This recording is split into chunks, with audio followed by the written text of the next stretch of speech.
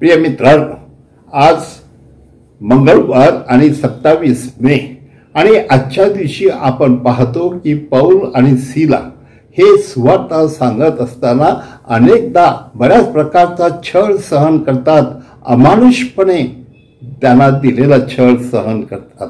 पण कधी कधी परमेश्वर त्यांच्यासाठी चमत्कार करतो आणि त्यांचा आत्मविश्वास एवढा वाढतो आणि त्यांच्यामध्ये नवचैतन्य निर्माण होते की ते सगळं दुःख विसरून जातात। यावेळेला माझ्या प्रिय बंधनो, ते कार्य करत असताना त्यांना अधिकाऱ्याने त्याला पकडलं आणि त्याच्या हातापायांना खिळ्या लावून त्याने त्यांना तुरुंगात ठेवलं आणि त्यांना त्या ठिकाणी बंद केलं।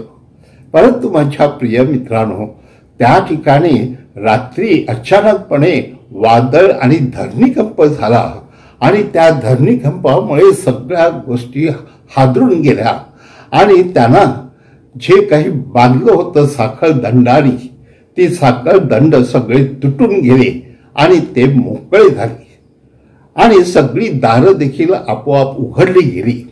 आणि त्यावेळेला जो तो राखणदार होता तो अचानकपणे घाबरला आणि त्यानंतर तो जाऊन स्वतः आत्मघात करणार होता।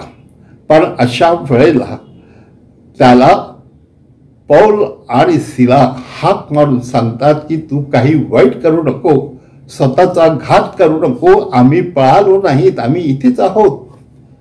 म्हणजे दारं खिडक्या आणि सगळे साखळदंड यातून मुक्त झालेले हे प्रेषित ते घाबरले नाहीत, ते त्या ठिकाणीच राहिले आणि आपण ह्याला धीर आधार दिला पाहिजे। म्हणून त्याने त्याला सांगितलं की आम्ही पळणार नाही, तू घाबरू नकोस। आणि त्यावेळेला त्याला देखील आनंद झाला, हे कसे लोक आहेत की पळत नाहीत। आणि खरोखर त्याने त्याचा विश्वास त्यामुळे वाढला आणि त्यांनी त्या पौल आणि सीला ह्याला सांगून त्याने आणि त्याच्या कुटुंबाने त्या ठिकाणी माझ्या प्रिय मित्रांनो बाप्तिस्मा घेतला।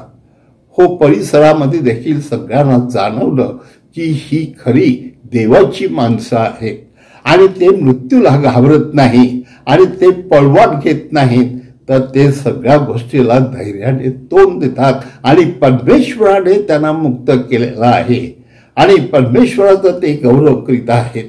आणि म्हणून अनेक लोकांनी आणखीन पुढे येऊन बाप्तिस्मा घेतला आणि त्यांच्या कुटुंबाला देखील बाप्तिस्मा दिला।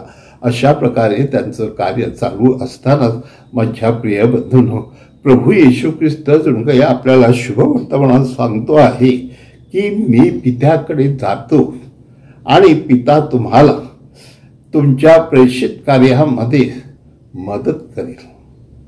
आणि विशेषतः प्रेषित दुःखी होतात, परंतु येशूचं जाणं हे हितावह होतं, कारण तो पित्याकडे जातो म्हणजे आता आपल्याबरोबर नाही आणि मग त्याची मदत आपल्याला मिळणार नाही। परंतु माझ्या प्रिय बंधूंनो, तो सांगतो की माझा पिता तुम्हाला पवित्र आत्मा पाठवेल, तो पवित्र आत्मा तुम्हाला मार्गदर्शन करेल, तो पवित्र आत्मा तुमचं रक्षण करेल, तो पवित्र आत्मा तुम्हाला योग्य त्या प्रकारे नेऊन तुमचा बचाव करेल।